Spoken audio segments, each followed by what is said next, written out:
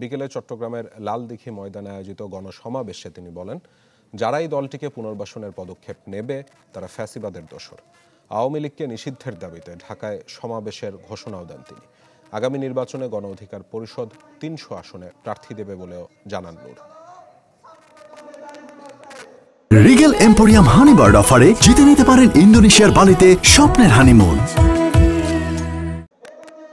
এই গণ অভ্যুত্থানে যে নির্মম হত্যাযজ্ঞ চালিয়েছে, যেই দমন-পীড়ন চালিয়েছে, সেই ফ্যাসিবাদের পুনর্বাসন করার জন্য, ভাগ বাটোয়ারার রাজনীতি জারি রাখার জন্য কোন রাজনৈতিক দল আওয়ামী লীগকে রাজনীতিতে স্পেস দেওয়ার কথা বলছেন। আওয়ামী লীগকে পুনর্বাসনের পক্ষে যারা অবস্থান নেবে, আমরা বলতে চাই তারাও ফ্যাসিবাদের দোসর।